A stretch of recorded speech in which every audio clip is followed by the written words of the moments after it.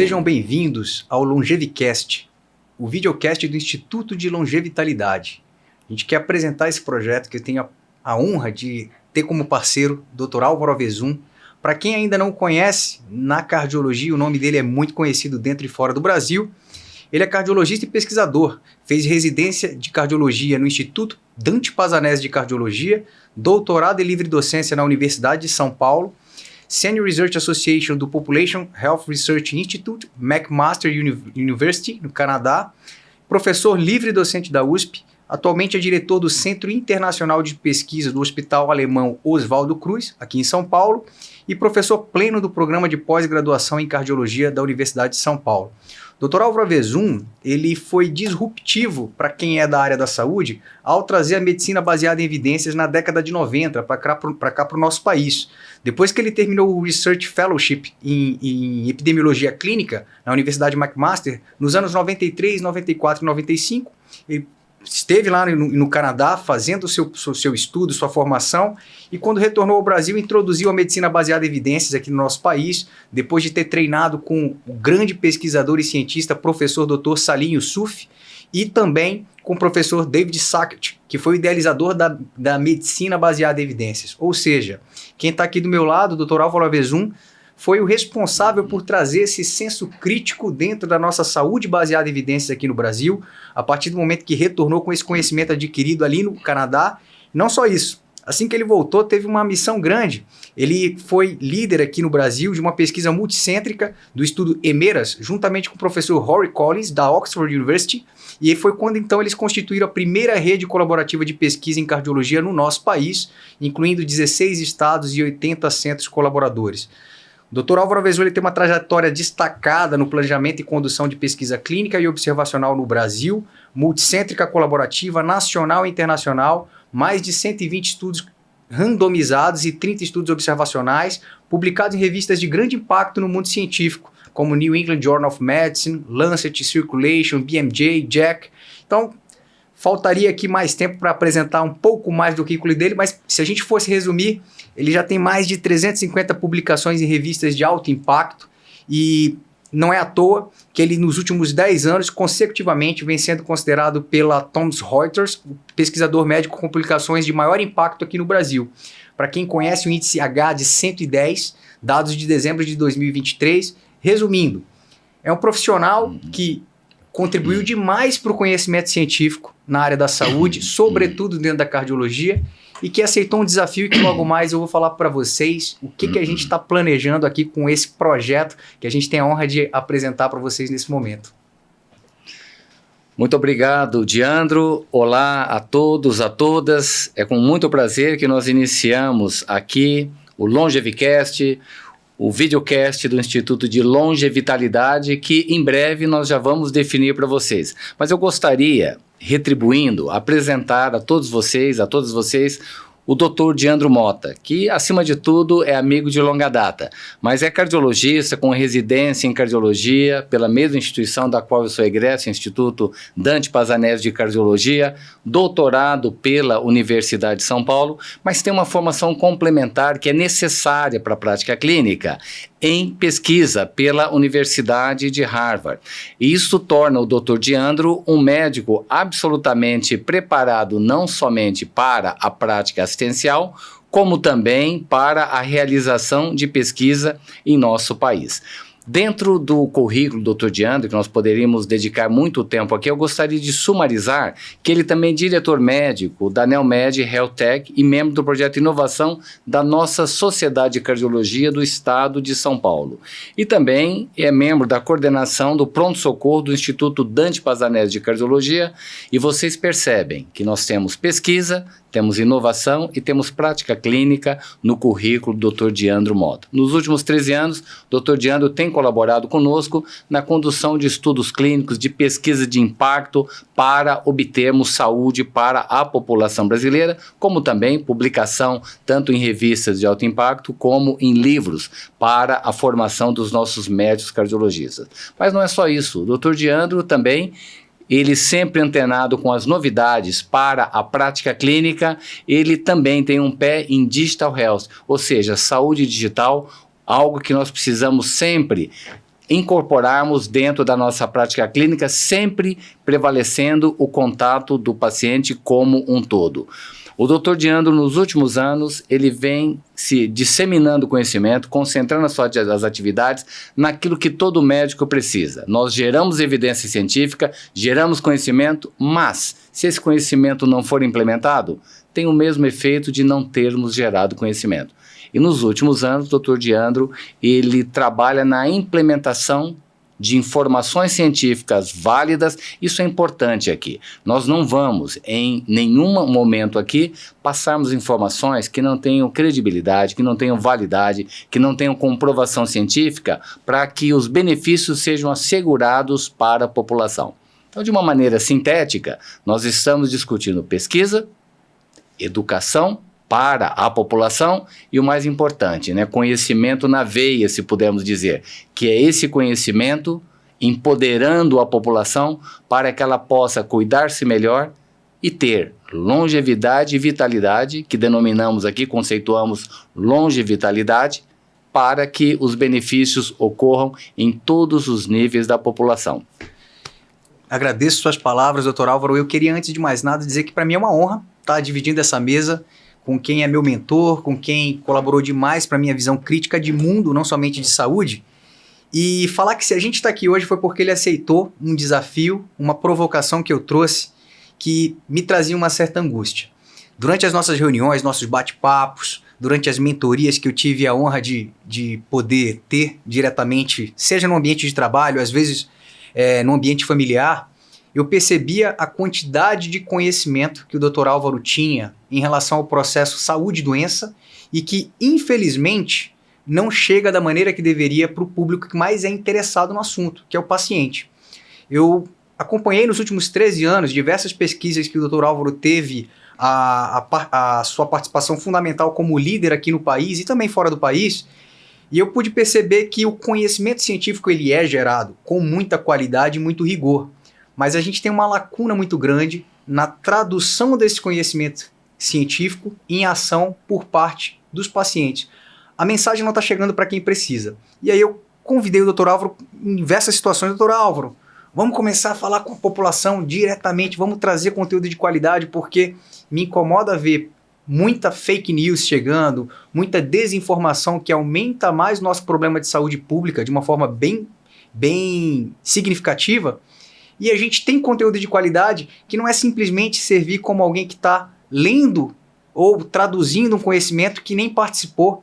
A gente tem a oportunidade de ouvir de quem participou diretamente da aquisição desse conhecimento científico. E aí, hoje a gente está aqui e a gente vai falar um pouquinho do que é esse projeto, mas antes de mais nada, eu acho que a gente precisa ter alguns conceitos para que a gente fale a mesma língua. E um dos mais importantes que a gente vai ter que entender é o que é doença, o que é saúde e por que a gente adoece. Então eu vou passar a bola aqui para você, Dr. Álvaro, para trazer para o nosso público que agora está acompanhando a gente, o que seria ser doente, ser saudável, como que eu adoeço? Diandro, é uma pergunta bem aberta, mas vamos pensar o seguinte, o nosso ciclo do nascimento à morte. Primeira coisa, a morte é inevitável. Então tudo que falarmos aqui é para conseguirmos um reagendamento da data do inevitável. Gostei. Então Gostei esse reagendamento, ele é possível, absolutamente possível. Não há uma data pré-fixada, absolutamente. E pelo conhecimento disponível, nós podemos mudar, reagendar a data da morte. Então nós evitamos a morte precoce. Mas a pergunta é, por que adoecemos? Por que adoecemos? Temos várias possibilidades, mas o melhor modelo que explica é a má adaptação à vida que nós temos na sociedade urbana atual. Má adaptação. Então nós saímos da zona rural, muito gasto energético, trabalhando com enxada, de manhã até a noite, antes do nascer do sol. Então o estilo de vida do ser humano, ele tinha uma dieta altamente calórica, mas ele gastava tudo no trabalho. E o que aconteceu? Com a vida nas cidades ou cidades maiores, nós mudamos o nosso perfil. Como que é essa mudança? Ficamos sedentários, a partir daí, maiores taxas de tabagismo, mudamos a nossa alimentação, fica muito calórica e, guardem bem, forte carga estressora. um enfrentamento negativo das situações adversas, das circunstâncias do dia a dia. Quando isso acontece, o nosso organismo reage. Então veja, Diandro, que nós temos uma colocação num ambiente chamado civilizado, temos aí alimentação muito calórica, muita agitação, muito trabalho, a alteração do padrão de sono, o nosso corpo reage, porque ele estava acostumado com outro tipo de vida, que é a vida rural. Como que ele reage? Ele reage com a obesidade, com a pressão alta, com o colesterol alterado, com o diabetes. E a partir daí é uma questão de tempo para eclodir a doença cardiovascular, capitaneada pelo infarto, que é o ataque cardíaco, e o acidente vascular cerebral, que é o derrame. E também câncer. Perfeito. Dentro dessa lógica tem o câncer também. Então vejam, a nossa má adaptação. Nós vamos voltar para a zona rural? Muito provavelmente não. Mas o que nós precisamos é como eu posso tirar vantagem dessa aparente desvantagem, que é viver na sociedade urbana atual. Nessa linha de adoecimento, nós precisamos, talvez, trazer um conceito, né, Diandro? Porque se nós estamos falando que o estilo de vida tem nos adoecido, mas isso não é inflexível. Nós temos informações científicas, guardem bem, válidas, confiáveis, é o que nós chamamos conhecimento baseado em evidência, baseado em confirmação. E aqui vale a pena. Nós não podemos aceitar uma coisa promissora como sendo provada. Não. Quando introduzimos medicina baseada em evidência no Brasil, nós sempre fomos na confirmação dos benefícios. Então, tudo que falarmos de estilo de vida ou de intervenções, medicamentos, nós estamos falando sob a luz da medicina ou dos cuidados em saúde baseados em evidências. E aí, Diandro, eu defino e passo para você. Nós estamos aqui discutindo longevitalidade. Longevidade tem uma definição, vitalidade tem outro. Então, longevitalidade, o que nós estamos aqui discutindo, é um chamado, não é o ideal, um envelhecimento saudável. Mas isso deve começar desde o nascimento. Nós não estamos falando algo a partir de uma certa idade. É no curso da vida. Ou seja, a pessoa ter uma vida alargada e ao mesmo tempo saudável. Como definimos? Longevitalidade. Aumento na expectativa de vida. Mais anos de vida. Associado com uma capacidade intelectual adequada. Ou seja, menos processo de demência, que é o declínio cognitivo. Menos fragilidade. O que é fragilidade? Perda de força muscular. O indivíduo também tem sedentarismo aliado à perda de força e é denominado de frágil.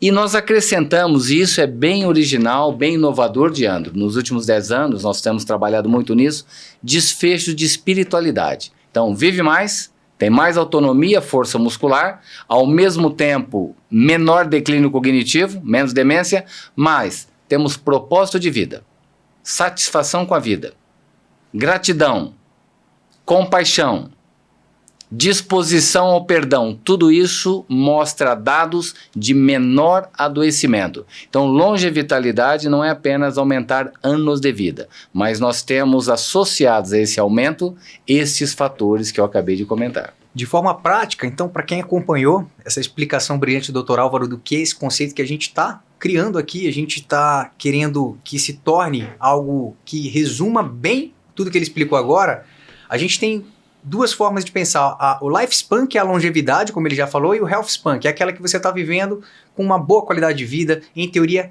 com saúde. Uma coisa simples para vocês lembrarem é o seguinte, pessoal, todos nós vamos ter o que a gente chama de década marginal. O que é isso? Os nossos últimos 10 anos de vida. A gente não tem como mudar isso, né? O que vai ser diferente é se você está adiando ou não o seu contrato ali que você já firmou com a morte, como o Dr. Álvaro já citou. Isso é uma coisa que não vai mudar. A gente pode reagendar essa data. Então, nós iremos ter os nossos últimos 10 anos de vida, mas você tem que refletir como você quer que seja, como que você quer passar por essa última década de vida. Você quer que seus últimos 10 anos sejam com sanidade mental, independência funcional, capacidade de carregar a sua mala quando for fazer uma viagem, colocar no avião sozinho, fazer uma trilha com seus filhos e netos.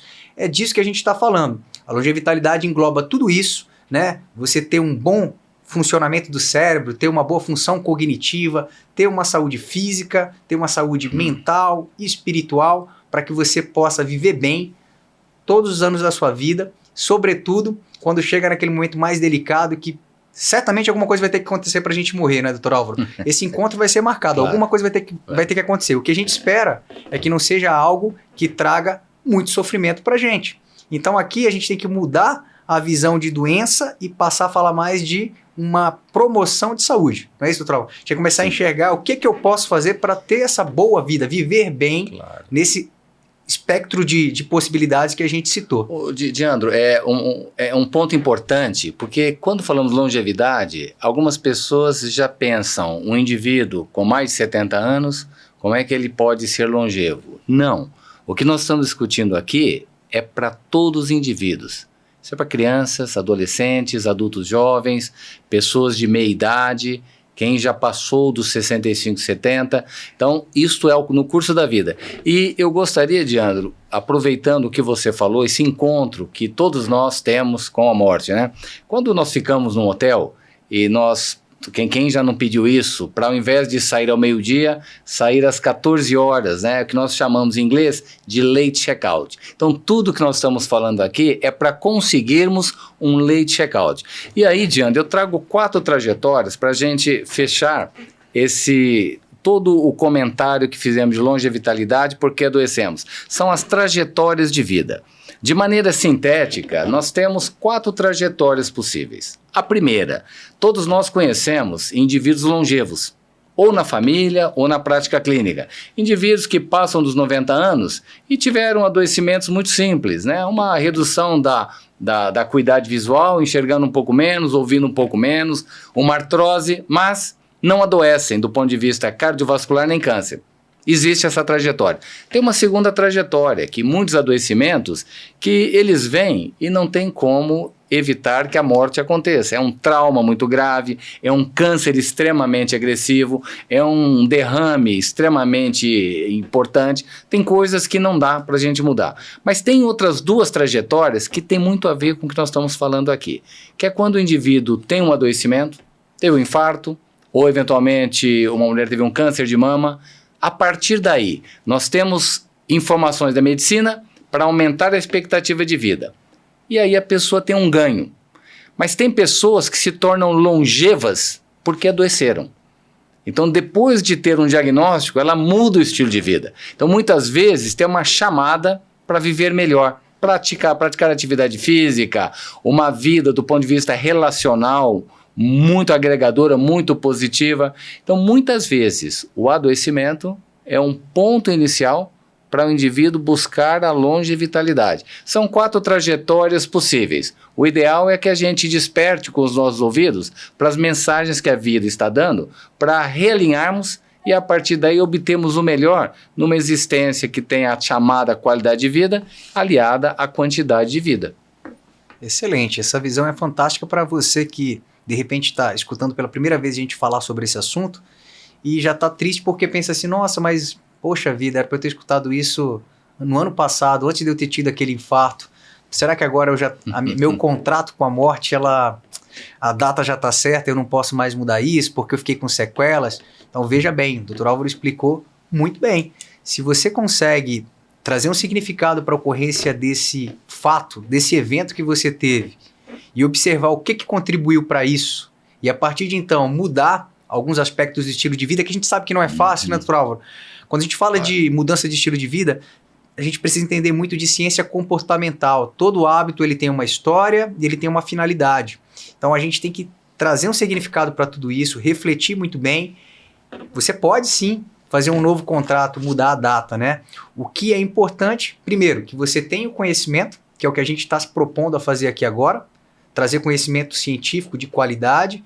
Segundo, busque entender exatamente o que está acontecendo com você, contextualizar, trazer significado para isso e, a partir de então, utilizar de muito conhecimento da ciência comportamental para que você possa adquirir novos hábitos, mudar o seu estilo de vida de uma maneira que possa impactar positivamente nessa jornada da vida que a gente vem desenhando. Então, assim, já trazendo agora para um fim desse nosso bate-papo inicial, doutor Álvaro, eu queria que você trouxesse para a gente assim, qual que seria a principal missão que a gente vai ter aqui com o nosso público quando a gente for falar de longevitalidade. O que, que a gente espera ter de sucesso? O que, que vai ser o nosso sucesso? O que, que a gente está se propondo a fazer com essa iniciativa que a gente tem a partir de agora? Bom, Diandro, o objetivo principal é nós trazermos uma transformação é essa palavra, na vida das pessoas por meio de aumento na sua expectativa de vida com qualidade. E de que maneira? Nós temos os benefícios da ciência. A ciência, ela testa e confirma. O que foi confirmado e, portanto, válido, confiável, esse conhecimento é que nós vamos veicular aqui para que ele seja um conhecimento facilmente compreendido pela população e, por ser facilmente compreendido, ele pode ser implementado. Ou seja, mudança nos hábitos de vida da população por meio do empoderamento da população deste conhecimento. Não apenas quando você vai até o seu médico. Perfeito, as pessoas vão ao médico quando tem algum diagnóstico, ou para fazer algum diagnóstico, ou para avaliar a sua saúde. O que nós estamos fazendo aqui, do ponto de vista do conhecimento médico, é transformar esse conhecimento numa linguagem que seja acessível e implementável. Como que nós poderíamos ver o sucesso da missão? Mais pessoas alimentando-se de maneira saudável, mais pessoas praticando atividade física, como nós dois praticamos, né, Diana? Cessação de tabagismo, absolutamente, menos fatores de risco, obesidade, diabetes, e com isso prevenir doença cardiovascular e câncer, que representam 3/4 ou 75% das causas de morte no nosso país. Então, em resumo, é que esse conhecimento que nós detemos no momento, que ele seja passado de maneira simples e aplicável para a população. Isso em qualquer idade. E aqui, Diandro, vale a pena só nós mencionarmos, quando o indivíduo não tem nenhum fator de risco, ele faz tudo certo, ele tem que continuar fazendo certo para não desenvolver aquele fator que vai adoecê-lo, para não ficar hipertenso, para não ficar obeso. Uma vez que ele desenvolveu o fator, nós temos estratégias para reduzir ou tratar esse fator.